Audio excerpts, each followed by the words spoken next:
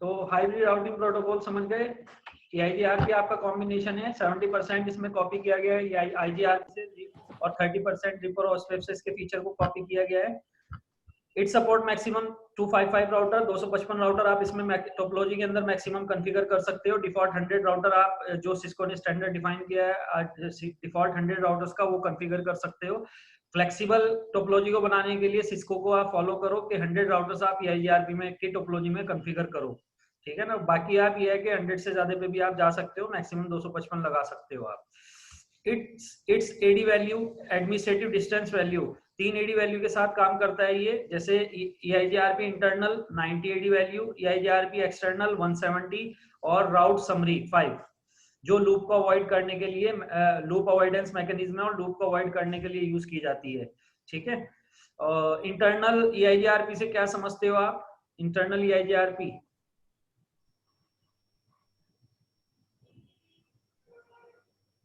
नहीं ध्यान रहा सर।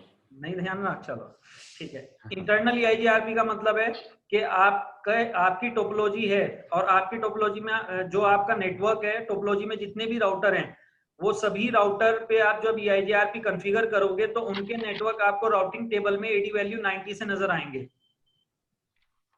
आपके अपने, ठीक है ना।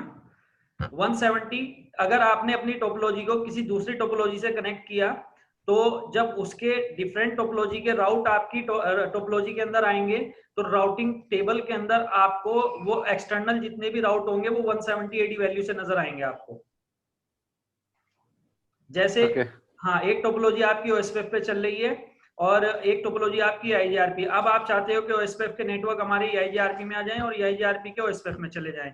तो OSPF के टोपोलॉजी के जो नेटवर्क है जब आपकी टोपोलॉजी में इंजेक्ट होंगे तो आपकी राउटर जब उसे रिसीव करेगा उन नेटवर्क्स को तो अपनी राउटिंग टेबल में 170 एडी वैल्यू से रखेगा उन्हें स्टोर करके, ठीक है। राउट समरी एडी वैल्यू 5। ये राउट समरी क्या है? मैंने एक चीज बताई थी आपको रिप के अंदर भी कि एक फीचर होता है ऑटो समराइजेशन, वो बाय डिफॉल्ट इनेबल रहता है रिप के अंदर भी EIGRP के अंदर भी। तो EIGRP के अंदर ये ऑटो समराइजेशन जब इनेबल रहती है तो इसके अंदर लूप बनने के चांसेस काफी ज्यादा रहते हैं। लूप का मतलब अननेसेसरी ट्रैफिक, यानी अननेसेसरी ट्रैफिक जनरेट होता है समराइजेशन के केस में, ठीक है ना। वो कैसे होता है अभी मैं टोपोलॉजी बना के समझाता हूँ आपको। देखो हमारे पास ये एक नेटवर्क है सुरजीत, ठीक है ना। तो कंसेप्ट ये था, मैं आपको बता रहा था ये समराइजेशन क्या होता है, ठीक है ना। तो पहले समराइजेशन समझ लो। Auto summarization by default EIGRP में हर राउटर पे इनेबल रहेगा, ठीक है ना। तो ऑटो समराइजेशन का फायदा ये होता है उसका आउटपुट ये आता है ऑटो समराइजेशन का अगर वो इनेबल रहती है। अब जैसे ये हमारा R1 राउटर है, ये पहला राउटर, ये R1 राउटर जब किसी भी नेटवर्क को एडवर्टाइज करेगा नेबर राउटर को, यानी जब अपने नेटवर्क बताएगा अपडेट पैकेट के साथ, तो उनके अंदर ये देखो 10 का नेटवर्क 16 बिट पे चल रहा है, 20 का नेटवर्क 20 बिट पे चल रहा है। तो ये इनकी समरी बनाकर आगे एडवर्टाइज करेगा नेबर को। समरी कैसे बनाएगा ये इन्हें डिफॉल्ट बिट पे ले जाएगा और डिफॉल्ट बिट पे एडवर्टाइज करेगा। जैसे 10 का नेटवर्क है तो 10 का नेटवर्क डिफॉल्ट 8 बिट पे काम करता है तो डिफॉल्ट 8 बिट से उन्हें एडवर्टाइज करेगा नेबर को, और 20 का नेटवर्क भी 8 बिट से एडवर्टाइज करेगा। अब इसने समराइजेशन के केस में डिफॉल्ट बिट पे ले जाके एडवर्टाइज तो कर दिया, लेकिन समराइजेशन के केस में प्रॉब्लम ये आती है। अच्छा, इसका एडवांटेज जो है समराइजेशन का कभी भी सोर्स राउटर को नहीं होता, सोर्स राउटर को कोई भी इसका एडवांटेजेस नहीं होता समराइजेशन का। कैसे? R1 राउटर 10 का नेटवर्क 16 बिट पे जानता है, 20 का 20 बिट पे, तो दोनों नेटवर्क को इसने नेबर को एडवर्टाइज किया।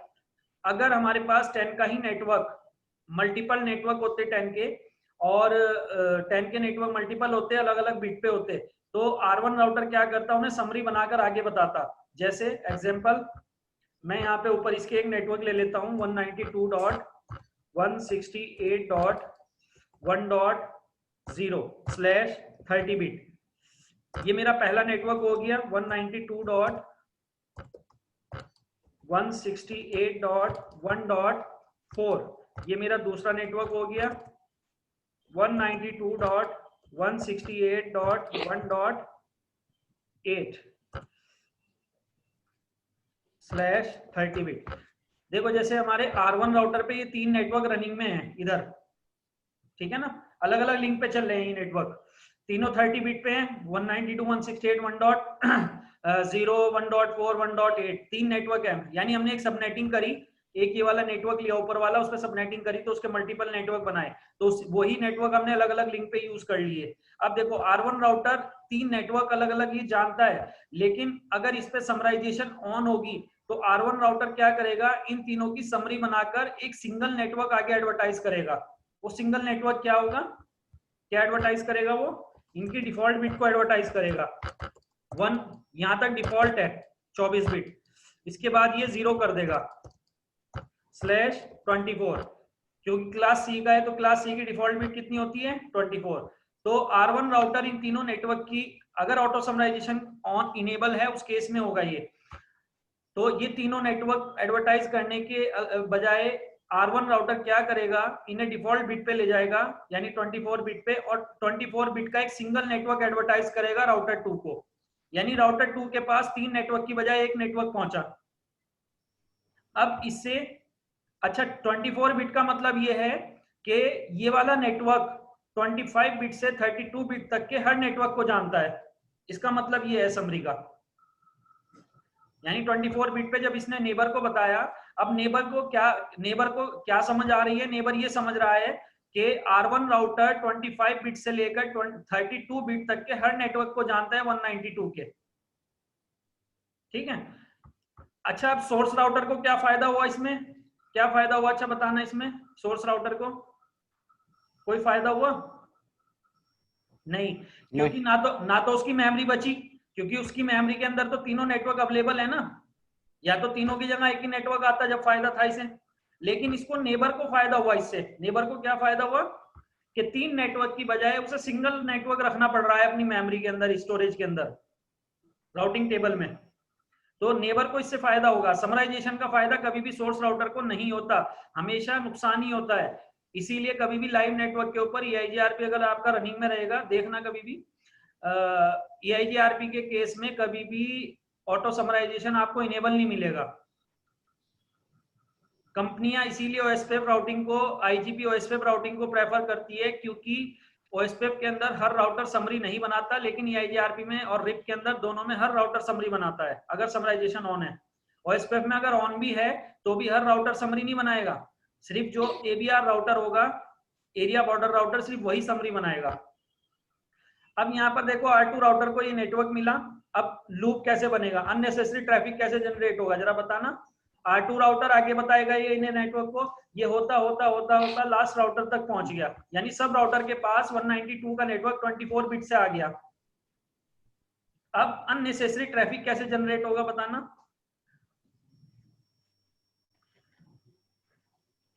सर वो 24 से 32 बिट तक सब ब्रॉडकास्ट करेगा ना फिर तो। हाँ अब इस केस में देखो, जैसे ये लास्ट राउटर है, लास्ट राउटर, यहाँ पर कोई होस्ट बैठा है यानी होस्ट मशीन है। अब यूजर, उस होस्ट ने एक ट्रैफिक बनाया, वो जो ट्रैफिक बनाया उसने, सपोज दैट यहाँ पे बैठे एक होस्ट ने ट्रैफिक बनाया 192.168.1.3 के लिए, ठीक है ना, बट इसकी जो बिट्स हैं वो 27 है। अब ये आईपी तो अवेलेबल है हमारे नेटवर्क में, लेकिन ये बिट्स तो अवेलेबल नहीं है ना 27।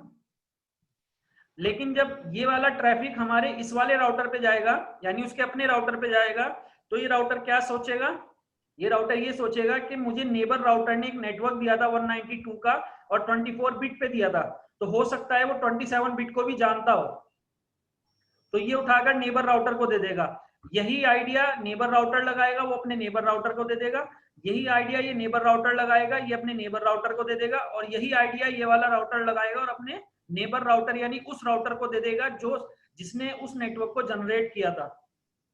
यानी ये इस ट्रैफिक की रिक्वायरमेंट नहीं थी, ये अननेसेसरी ट्रैफिक था, इसको चलना ही नहीं था, ये पहले ही राउटर पे ड्रॉप हो जाना चाहिए था हमारा, लेकिन ये चला, तो इससे क्या हुआ, ये अननेसेसरी ट्रैफिक जनरेट हुआ, यानी ये लूप बना।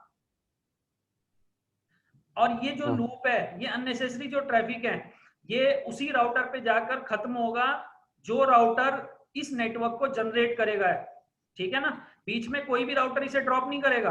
अब जब ये सोर्स राउटर पे पहुंचा, अब सोर्स राउटर क्या करेगा, इस वाले नेटवर्क के ट्रैफिक को डिलीट करने के लिए एडी वैल्यू 5 का यूज करेगा।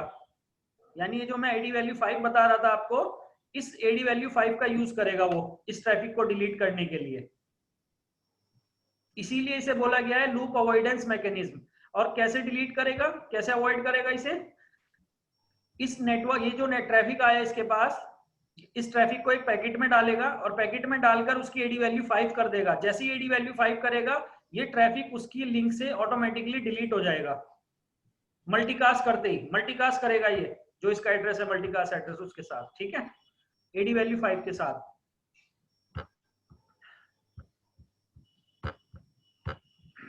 It uses multicast address 224.0.0.10 for sending update, यानी अपडेट को सेंड करने के लिए मल्टीकास्ट एड्रेस यूज करता है 224.0.0.10। और रिप क्या यूज करता था, याद नहीं रहा सर अभी। अरे ऐसा मत करो बिल्कुल भी, थोड़ा सा पढ़ लेते हैं। हाँ 2-3 दिन में हो जाएगा सर, कर लेना, 2-3 दिन में कवर कर लेना इसे, ठीक है, नहीं तो आगे जाके फिर दिक्कत हाँ, आएगी, ठीक है। ना अभी कर लूंगा सर मैं। हाँ, रिप यूज करता है 9, मल्टीकास्ट एड्रेस 9 यूज करता है, ठीक है, ठीक है। EIGRP फॉर्म 3 टेबल्स, 3 टेबल के साथ काम करता है EIGRP, neighbour table, topology table, routing table. Neighbour table contain the information about directly connected network. Topology में आ जाओ वापस। R1 राउटर 3 टेबल बनाएगा, हर राउटर इसमें से EIGRP की टोपोलॉजी में हर EIGRP राउटर 3 टेबल के साथ काम करता है, यानी 3 टेबल्स फॉर्म करता है, neighbour table, routing table, topology table. पहले नेबर टेबल की बात कर लेते हैं। नेबर टेबल में कौन सी इंफॉर्मेशन रहती है, नेबर टेबल में हर राउटर अपने डायरेक्टली कनेक्टेड नेटवर्क की इंफॉर्मेशन रखेगा। जैसे R1 राउटर के पास, R1 राउटर नेबर टेबल में कौन कौन सी इंफॉर्मेशन रखेगा, 10 के नेटवर्क की और 20, क्योंकि ये इन्हें डायरेक्टली जानता है, ठीक है ना। उसके बाद बात करते हैं टोपोलॉजी टेबल, पहले टोपोलॉजी की बात करते हैं फिर राउटिंग टेबल की बात करते हैं, क्योंकि EIGRP में राउटिंग और टोपोलॉजी टेबल जब बनेगी जब राउटर के पास राउट आएंगे और नेबर राउटर उसे अपने नेटवर्क बताएगा, यानी राउट, जो भी नेटवर्क उसे राउट होकर उसके पास आएंगे उनको वो राउटिंग और टोपोलॉजी टेबल में रखेगा। अब कंसेप्ट ये है कि टोपोलॉजी पहले कौन सी टेबल बनती है, टोपोलॉजी बनती है या राउटिंग बनती है, और दोनों में इंफॉर्मेशन क्या रहती है। तो सबसे पहले EIGRP राउटर टोपोलॉजी टेबल बनाता है, उसके बाद राउटिंग टेबल बनाता है। तो टोपोलॉजी टेबल में वो क्या करता है पहले, अब जैसे R1 राउटर है, ठीक है ना, R1 राउटर को 40, 30, 50, 60, 70, 80, 90, 100, 110 ये सभी नेटवर्क कौन सा राउटर देगा R1 राउटर को, R2 राउटर बताएगा R1 राउटर को ये सारे नेटवर्क। अब जब R2 राउटर R1 राउटर को ये नेटवर्क बताएगा, R1 राउटर जब इन नेटवर्क को रिसीव करेगा, रिसीव करने के बाद सबसे पहले इन नेटवर्क को अपनी टोपोलॉजी टेबल में डालेगा, और टोपोलॉजी टेबल के अंदर वो कैलकुलेशन करेगा कि ये जितने भी नेटवर्क आ रहे हैं मेरे पास, जितने भी राउट आ रहे हैं मेरे पास, इनके लिए बेस्ट पाथ क्या है। और अगर कोई नेटवर्क एक से ज्यादा पाथ के साथ उसे मिल रहा है, तो मल्टीपल पाथ के साथ मिल रहा है, तो उस केस में बेस्ट पाथ कौन सा है, और अगर जो दूसरा पाथ है तो उसे क्या वो बैकअप पाथ बन सकता है, तो उसे बैकअप पाथ बनाकर वो अपने पास रखेगा, ठीक है ना। यानी टोपोलॉजी टेबल के अंदर पूरी कैलकुलेशन होगी कि जितने भी नेटवर्क आ रहे हैं उनके लिए बेस्ट पाथ कौन सा है और बैकअप पाथ कौन सा है। तो टोपोलॉजी टेबल में दोनों चीजें रहती हैं, बेस्ट पाथ भी रहेगा, बैकअप पाथ भी रहेगा। जो बेस्ट पाथ होगा उसे सक्सेसर के नाम से बोला जाएगा, और जो बैकअप पाथ होगा उसे फिजिबल सक्सेसर के नाम से बोला जाएगा। अब जो बेस्ट पाथ उसने निकाला, R1 राउटर ने जो बेस्ट पाथ निकाले इन सब नेटवर्क के लिए, उन बेस्ट पाथ को वो निकाल कर ड्रैग करके सीधा राउटिंग टेबल में ले जाएगा, क्योंकि राउटिंग टेबल मेन टेबल होती है जिसपे राउटर डिसीजन लेता है। तो राउटिंग टेबल में हमेशा बेस्ट पाथ जाते हैं, बैकअप पाथ नहीं जाते कभी भी, ठीक है ना। तो राउटिंग टेबल के अंदर इंफॉर्मेशन सारी क्या जाएगी, राउटिंग टेबल में contain the information about all destination network with best path के साथ, और राउटर टोपोलॉजी टेबल में contain information about destination network with best path along with backup path, यानी बेस्ट पाथ भी रहेगा उसमें, बैकअप भी रहेगा, लेकिन राउटिंग टेबल में सिर्फ बेस्ट पाथ रहेगा। और राउटर जो डिसीजन लेगा वो किस पे लेगा ट्रैफिक भेजने के लिए, राउटिंग टेबल पे। अगर राउटिंग टेबल में वो नेटवर्क अवेलेबल है जिसके लिए ट्रैफिक आया है तो राउटर उस ट्रैफिक को आगे पास आउट करेगा, नहीं तो उसे वहीं ड्रॉप कर देगा। ठीक है ना। अब ये जो कैलकुलेशन होगी टोपोलॉजी में, जब नेटवर्क आए, टोपोलॉजी टेबल में जब नेटवर्क आए, नेटवर्क आने के बाद ये राउटर कैसे कैलकुलेशन करेगा, कौन सा बेस्ट पाथ है, कौन सा बैकअप पाथ है, या कितने बेस्ट पाथ आ रहे हैं, कितने बैकअप पाथ आ रहे हैं, इस कैलकुलेशन के लिए एक एल्गोरिदम यूज करता है ये। जैसे रिप एक एल्गोरिदम यूज करता था बेस्ट पाथ के सिलेक्शन के लिए, बेलमैन फोर्ड एल्गोरिदम, इसी तरीके से EIGRP भी एक एल्गोरिदम का यूज करता है, dual algorithm, diffusion update algorithm, लिखा होगा ये आगे 11 पॉइंट देखो। हाँ। है ना। EIGRP use dual algorithm to calculate the all paths and choose the best path and backup path। तो क्या एल्गोरिदम यूज करता है ये, dual algorithm.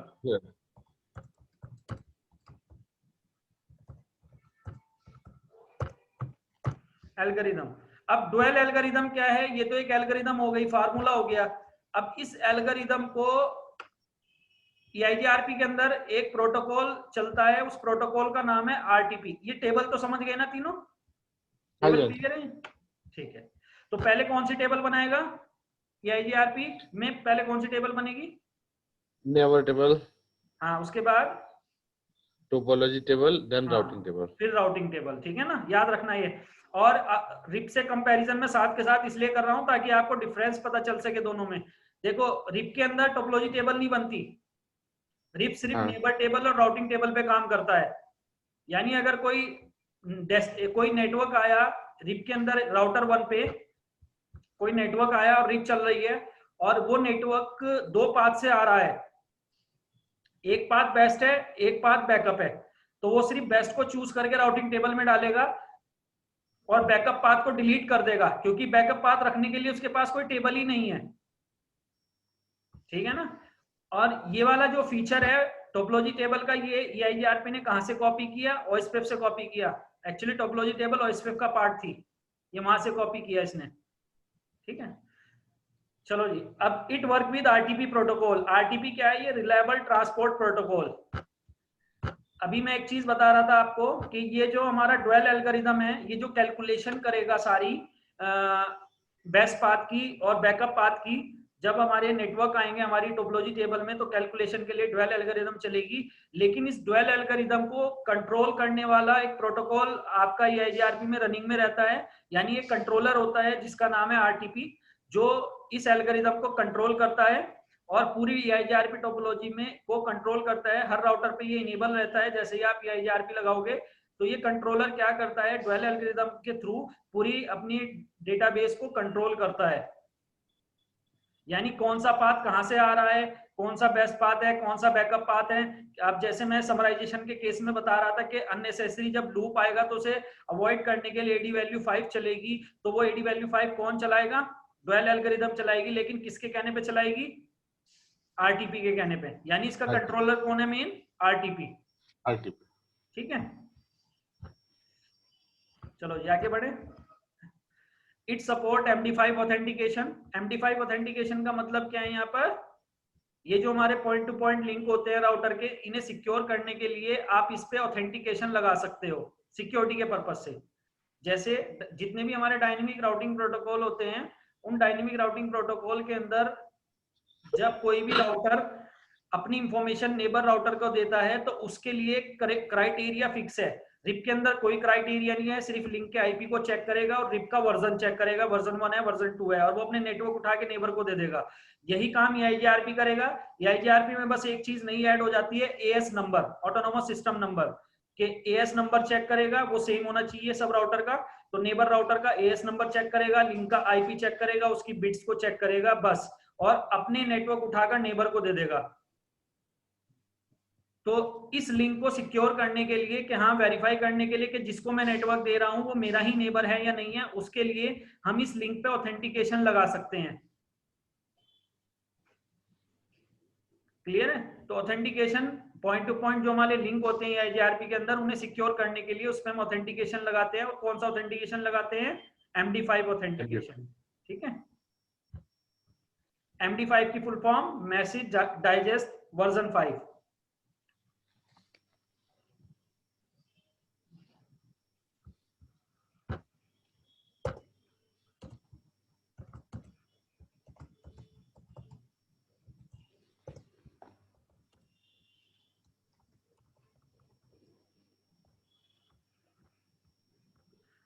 It support classless address and classful address. दोनों तरह के एड्रेस को सपोर्ट करता है IGRP, क्लासफुल को भी और क्लासलेस को भी। यानी सबनेटेड एड्रेस चाहे आप यूज कर लो और चाहे आप क्लासफुल 8 बिट पे डिफॉल्ट बिट पे यूज कर लो, दोनों को सपोर्ट करेगा IGRP। ठीक है ना, क्लासफुल और क्लासलेस दोनों को सपोर्ट करता है। रिप के अंदर रिप वर्जन 1 सिर्फ क्लासफुल को सपोर्ट करता था, रिप वर्जन 2 जो है वो भी क्लासफुल क्लासलेस दोनों को सपोर्ट करता है। ठीक है, it work with full update and partial update. ये फुल अपडेट और पार्शियल अपडेट का कंसेप्ट क्या है, यहाँ पर सिनेरियो में ही समझा देता हूं आपको। देखो R1 राउटर, पहले फुल अपडेट बता देता हूं, फुल अपडेट क्या होती है। ठीक है ना,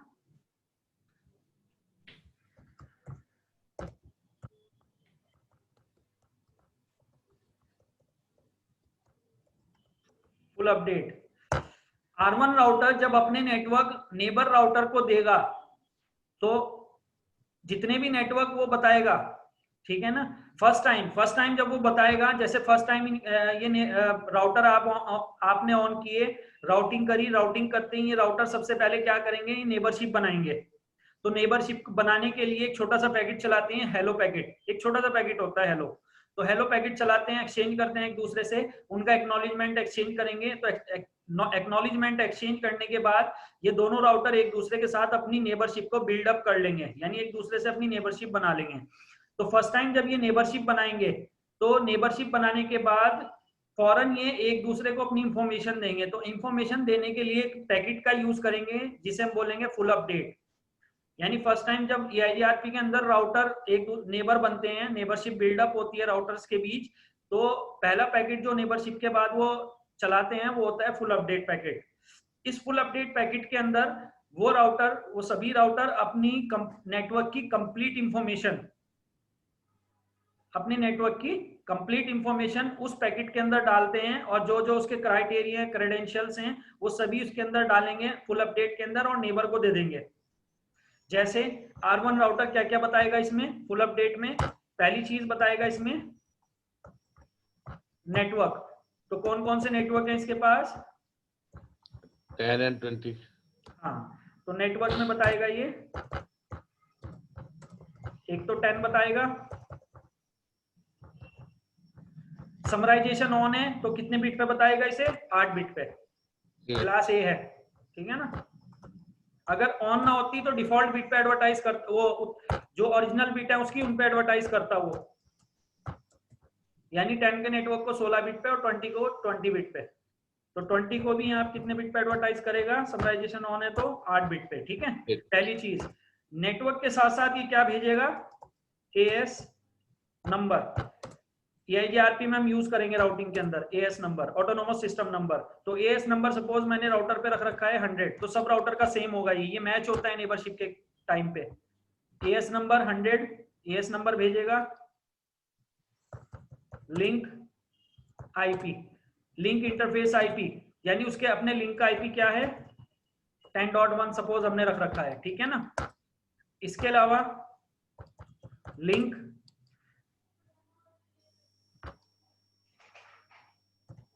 मैट्रिक मतलब वो कंपोनेंट जिसको ये बेस्ट पाथ के लिए यूज करेगा। यानी लिंक मैट्रिक का मतलब अपने जो आउटगोइंग इंटरफेस है, EIGRP बेस्ट पाथ का जो सिलेक्शन करता है वो बैंडविड्थ और डिले के बिहाफ पर करता है, यानी लिंक के बैंडविड्थ और डिले को देखता है कि लिंक की बैंडविड्थ कितनी है, डिले कितना है। तो ये अपनी आउटगोइंग इंटरफेस की बैंडविड्थ और डिले को लगाकर भेजेगा साथ में, बैंडविड्थ एंड डिले। डिले मतलब लेटेंसी। ठीक है ना, बैंडविड्थ और डिले लगाकर भेजेगा अपने आउटगोइंग इंटरफेस का। इसके अलावा और क्या भेजेगा, ये ऑप कोड भेजेगा। यानी पैकेट का फॉर्मेट क्या है, पैकेट फॉर्मेट क्या रहेगा, कि आपका अपडेट पैकेट है या हेलो पैकेट है, वो भी, उसका भी ऑप कोड लगकर चलता है साथ में। पैकेट टाइप, पैकेट टाइप के अलावा आईपी वर्जन, आईपी का वर्जन क्या है आपका, वर्जन 4 है या वर्जन 6 है।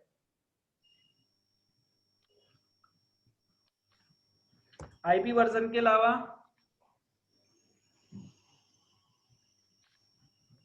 टीटीएल भेजेगा। टीटीएल पहला राउटर लगा रहा है तो 255 भेजेगा, डिक्रीमेंट में चलती है ये।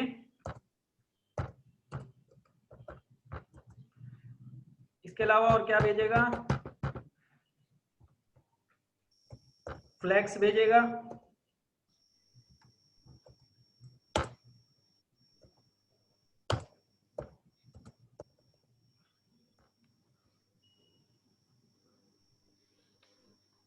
फ्लैक्स के अलावा मल्टीकास्ट एड्रेस भेजेगा, यानी मल्टीकास्ट करेगा तो मल्टीकास्ट एड्रेस लगाएगा। क्या लगाएगा, 224.0.0.10 10 के साथ मल्टीकास्ट करेगा, ठीक है। तो ये हमारा पूरा क्या हो गया, एक अपडेट पैकेट हो गई।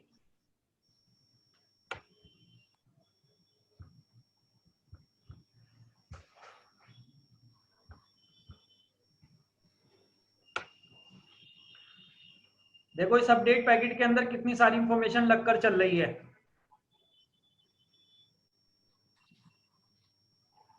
रिप के अंदर हर 30 सेकंड के अंदर ये सारी इंफॉर्मेशन, हर 30 सेकंड के अंदर, यानी फर्स्ट टाइम नेबरशिप के बाद तो भेजेगा ही भेजेगा रिप।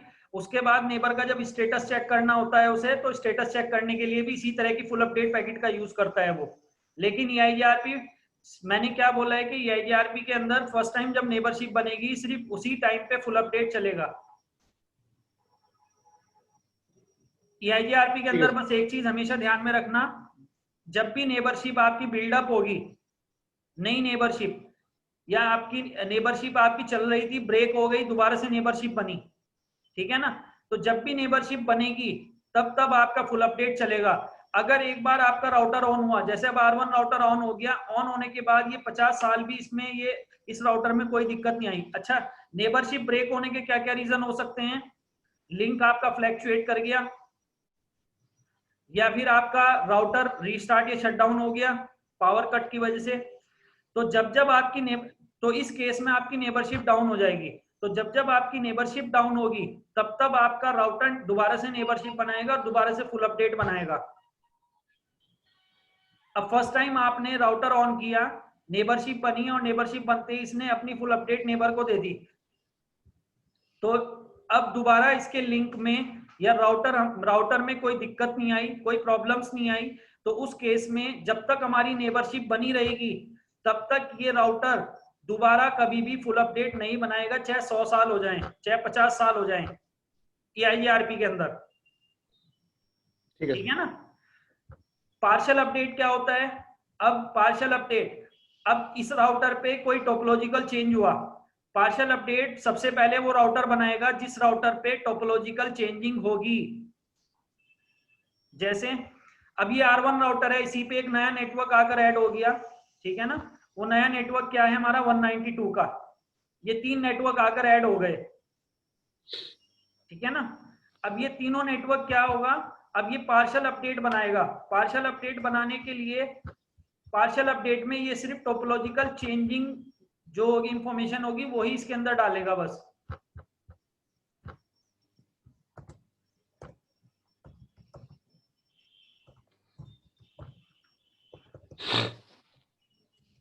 पार्शियल अपडेट, तो पार्शियल अपडेट में क्या इंफॉर्मेशन रखेगा, सिर्फ जो चेंज हुई है टोपोलॉजी के अंदर उन नेटवर्क की इंफॉर्मेशन रखेगा। जैसे ये नया नेटवर्क आकर ऐड हुआ तो सिर्फ इस नेटवर्क की इंफॉर्मेशन रखेगा।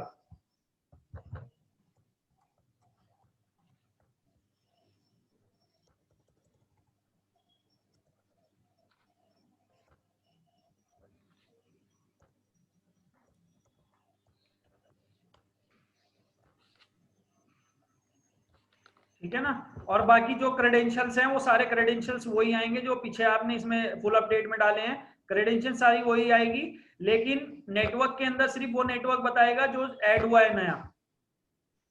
ठीक है, जैसे क्रेडेंशियल में तो यही सारी चीजें आ जाएंगी जो आपने इसमें लिखी हैं, क्रेडेंशियल्स में तो यही सारी चीजें आ जाएंगी।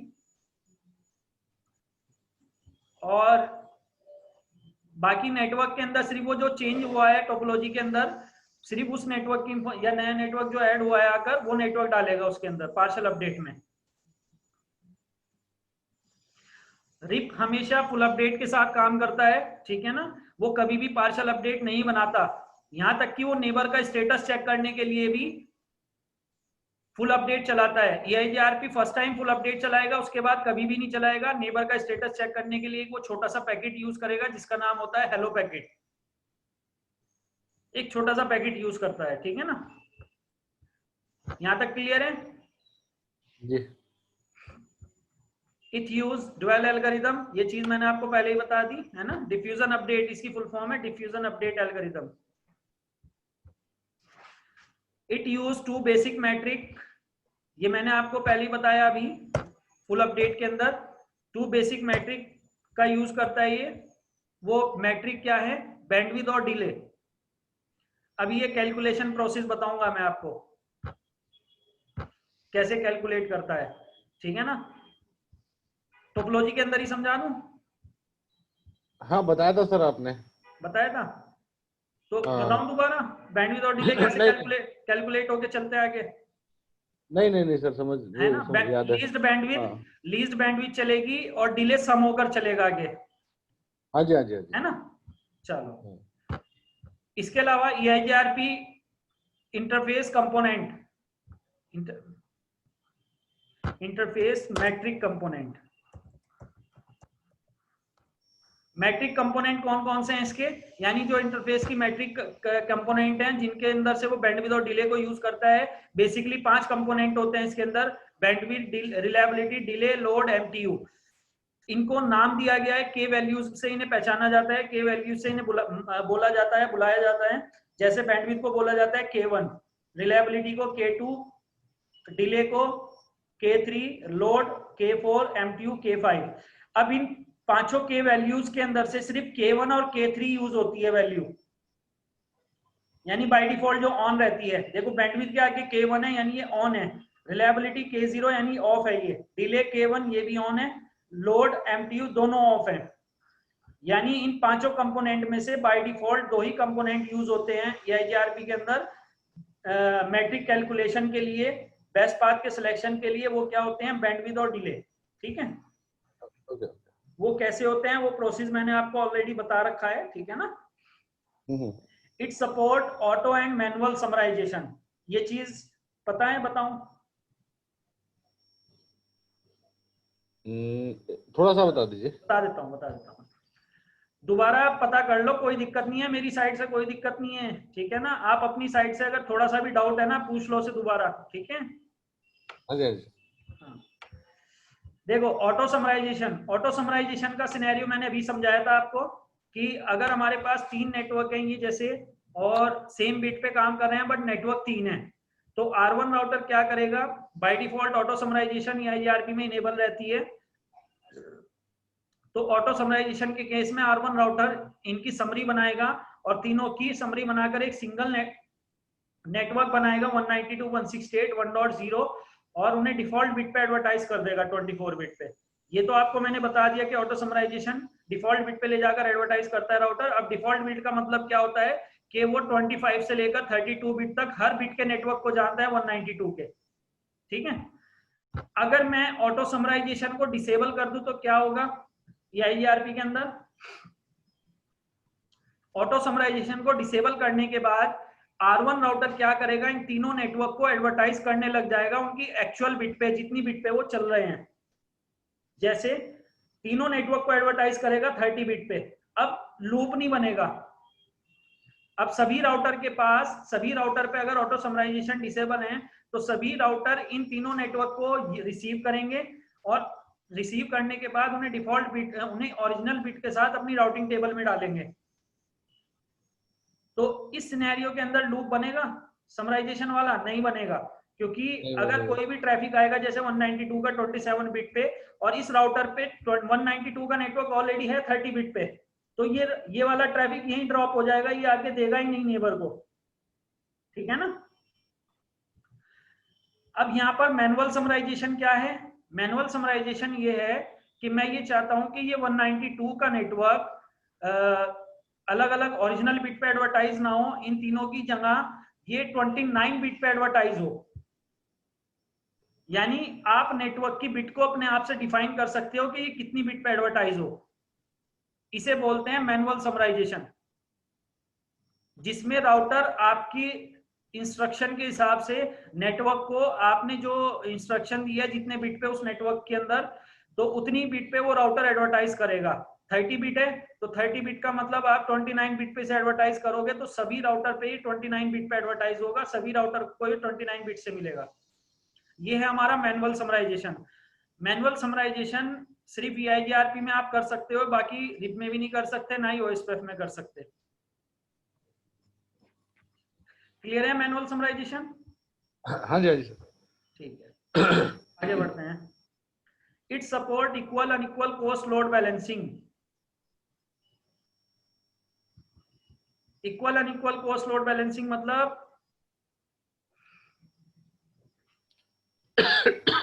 देखो इसमें साफ नजर आ रहा है लोड बैलेंसिंग की बात हो रही है।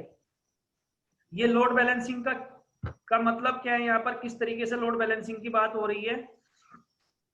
अब जैसे ये R1 राउटर है, ठीक है, R1 राउटर के पास ये जितने भी नेटवर्क हैं वो दो पाथ से पहुंचे। जैसे कि मैंने आपको बताया था, सबसे पहले राउटर EIGRP में जो राउटर होता है वो टोपोलॉजी टेबल बनाता है। तो टोपोलॉजी में वो किस किस तरह के नेटवर्क रखता है? इंटरनल और एक्सटर्नल। सबसे टोपोलॉजी में नहीं, टोपोलॉजी में वो रखता है बेस्ट पाथ और बैकअप पाथ, हाँ ठीक ठीक है ना। और राउटिंग टेबल में कौन से पाथ रखता है? सिर्फ बेस्ट पाथ। बेस्ट। अब वही चीज मैं यहाँ पर एग्जांपल में ले लेता हूँ। देखो equal cost load balancing dynamically होगी, ऑटोमेटिक होगी, उसमें आपको कोई भी लॉजिक लगाने की जरूरत नहीं है। जैसे अगर कोई भी नेटवर्क R2 राउटर R1 को दे रहा है और एक और सपोज दैट हमारा एक राउटर और है, यहाँ पर मैं एक राउटर और ले लेता हूँ, ठीक है ना। अब ये दोनों राउटर R1 से कनेक्ट है और ये दोनों राउटर इधर टोपोलॉजी में भी कनेक्ट है, ठीक है ना। कंसेप्ट ये है कि इधर से जितने भी नेटवर्क आ रहे हैं वो सभी नेटवर्क R2 राउटर, और इसे मैं R3 मान लेता हूं ऊपर वाले को, R2 राउटर और R3 राउटर दोनों राउटर R1 को दे रहे हैं, ठीक है ना। अब वो जितने भी नेटवर्क R1 को मिल रहे हैं दोनों पाथ से, अगर उनकी मैट्रिक जो है वो इक्वल आ रही है, बैंडविड्थ और डिले दोनों का इक्वल आ रहा है दोनों पाथ से, सभी नेटवर्क के लिए दोनों पाथ इक्वल आ रहे हैं, तो R1 राउटर क्या करेगा? इन दोनों पाथ को ही बेस्ट बनाकर अपनी राउटिंग टेबल में डाल लेगा। अब R1 राउटर पे कोई भी ट्रैफिक आएगा इधर वाले नेटवर्क के लिए, तो R1 राउटर दोनों पाथ का यूज करेगा ट्रैफिक को भेजने के लिए। तो ये क्या हो गई? हमारी लोड बैलेंसिंग हो गई, इक्वल कोस्ट लोड बैलेंसिंग हो गई। इसके अंदर आपने कोई लॉजिक नहीं लगाया, ठीक है सर, ठीक है ना। ये तो अपने आप बनेगी। अगर कोई भी नेटवर्क दो पाथ से आ गया तो डायनेमिकली ये इक्वल कोस्ट बना के राउटिंग टेबल में डाल लेगा। ये रिप भी हमारा इक्वल कोस्ट पे ही काम करता है, वो भी अपने आप सिलेक्ट करके राउटिंग टेबल में डाल लेगा, एक से ज्यादा पाथ बेस्ट आ रहे हैं किसी नेटवर्क के लिए, ठीक है। अब अनइक्वल कोस्ट क्या है? EIGRP अकेला ऐसा राउटिंग प्रोटोकॉल है जो अनइक्वल कोस्ट लोड बैलेंसिंग को सपोर्ट करता है। कैसे? जो मेरा ऊपर वाला पाथ है R3 राउटर वाला जो पाथ है उसकी मैट्रिक जो है वो नीचे वाले पाथ से ज्यादा आ रही है, तो R1 राउटर क्या करेगा? उस वाले पाथ को बैकअप बना के टोपोलॉजी में डाल लेगा, और जो नीचे वाला राउटर 2 वाला पाथ है उसे बेस्ट बना के अपनी राउटिंग टेबल में डाल लेगा, है ना। अब ये जो टोपोलॉजी टेबल में हमारे पास लिंक पड़ा है ये अभी यूज नहीं हो रहा है, ये ऐसे ही पड़ा है। मैं ये चाहता हूं कि ये वाला लिंक भी मेरा ट्रैफिक जब भेजने के लिए यूज होने लग जाए। तो जो अनइक्वल, यहां पर हम क्या करेंगे? इस वाले पाथ को, जो R3 वाला पाथ है हमारा राउटर वाला, R3 राउटर वाला पाथ है, इसकी मैट्रिक को चेंज करके हम राउटर 2 के जो हमारा पाथ है इसकी मैट्रिक के बराबर ले आएंगे, मैनुअली चेंजिंग करके। अच्छा ठीक है। जब मैनुअली चेंज करके इसे इसके बराबर ले आएंगे तो R1 राउटर इन दोनों R3 वाले पाथ को भी अपनी राउटिंग टेबल में डाल देगा R2 राउटर वाले पाथ के साथ। अब R1 राउटर दोनों पाथ का यूज करेगा कोई भी ट्रैफिक भेजने के लिए आगे के नेटवर्क पे। तो ये क्या हो गई हमारी अनइक्वल कॉस्ट, यानी कॉस्ट बराबर नहीं थी, आपने मैनुअली उन्हें बराबर करी चेंज करके, और बराबर करके उन्हें दोनों को ही बेस्ट पाथ बना के राउटिंग टेबल में डाल दिया। ठीक है ना? तो ये क्या हो गई हमारी unequal cost load balancing. Clear है ये? हाँ जी, हाँ जी सर। ठीक है, चलो आगे बढ़ते हैं। It work with as number, as number के साथ काम करता है ये ऑटोनोमस सिस्टम नंबर। ये एएस नंबर होता क्या है? ये हमारे EIGRP के अंदर राउटर की EIGRP टोपोलॉजी की आइडेंटिटी होती है। पूरी टोपोलॉजी के अंदर जो एएस नंबर आप राउटर पे यूज करोगे वो सेम होना चाहिए, और इस एएस नंबर को आपको किसी से परचेज करने की जरूरत नहीं है। यानी कि जो इंडस्ट्री के अंदर जो इंजीनियर्स यूज करते हैं EIGRP में एएस नंबर, वो अपने हिसाब से कुछ भी लेकर यूज कर सकते हैं। इस एएस नंबर को आपको किसी से परचेज करने की जरूरत नहीं है, अपने आप से कोई सा भी ले सकते हो आप। लेकिन जो एएस नंबर आप एक राउटर पे यूज करोगे वही एएस नंबर आप सभी राउटर्स पे लगाओगे।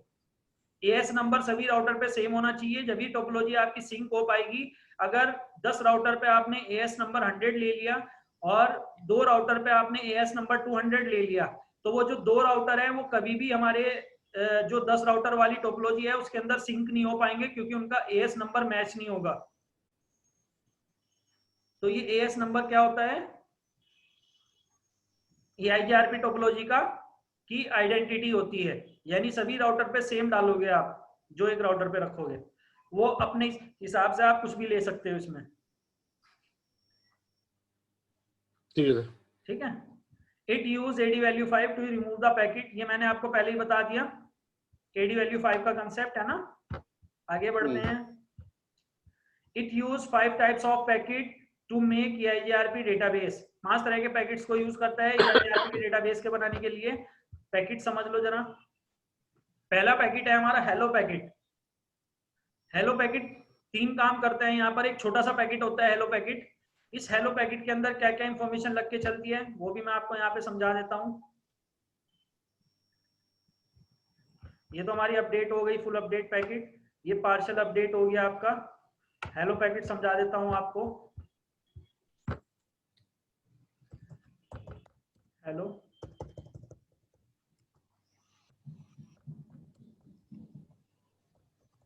हेलो पैकेट,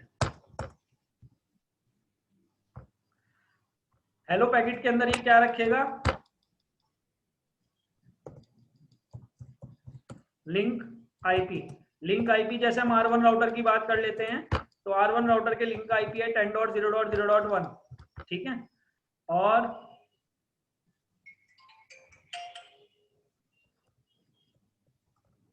सबनेट मास्क 255, जितने भी बिट पे ये काम कर रहा है। सबनेट मास्क समराइजेशन कितने बिट पे काम कर रहा है? 16 बिट पे काम कर रहा है ये, 16 बिट्स। इसके बाद एएस नंबर, एएस नंबर जो भी आप यूज कर रहे हो, ठीक है, ये एक छोटा सा पैकेट बनाएगा और नेबर को देगा। यानी सबसे पहला काम ये हेलो पैकेट क्या करेगा? नेबर की डिस्कवरी करेगा कि मेरा नेबर कौन है, और इसे मल्टीकास्ट कर देगा। मल्टीकास्ट 224.0.0.10 ये मल्टीकास्ट करेगा। ठीक है ना। जैसे ही ये मल्टीकास्ट करेगा ये पैकेट हमारा R2 राउटर पे पहुंचेगा। R2 राउटर इसे रिसीव करेगा और एक्नॉलेजमेंट देगा। इसी तरह R2 राउटर भी हेलो पैकेट बनाएगा। ये सभी राउटर बनाएंगे। जैसे ही आप EIGRP चलाओगे, राउटर सबसे पहले हेलो पैकेट बनाता है, और इस हेलो पैकेट में क्या क्या इंफॉर्मेशन रखेगा? लिंक आईपी, सबनेट मास्क यानी कितने बिट पे चल रहा है, एएस नंबर डालेगा अपना, और मल्टीकास्ट एड्रेस के साथ उसे मल्टीकास्ट कर देगा। अब R1 राउटर ने हेलो पैकेट मल्टीकास्ट किया, तो इसे नहीं पता भी R2 राउटर अवेलेबल है, यानी ये क्या कर रहा है? नेबर को डिस्कवर कर रहा है, पहला काम। जब नेबर इस पैकेट को रिसीव करेगा R2 राउटर, अब R2 राउटर क्या करेगा? इसे एक्नॉलेजमेंट देगा। तो एक्नॉलेजमेंट में ये क्या करेगा? Next time, sir.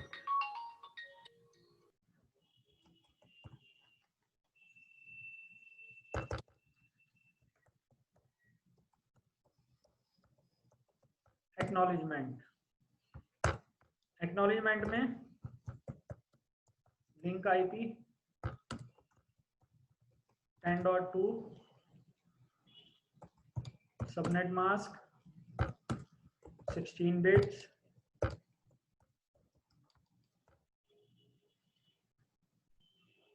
और AS नंबर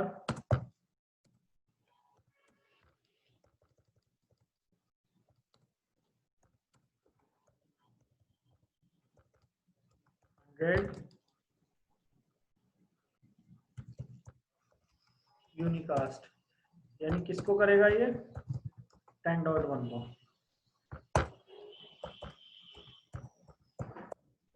सीक्वेंस नंबर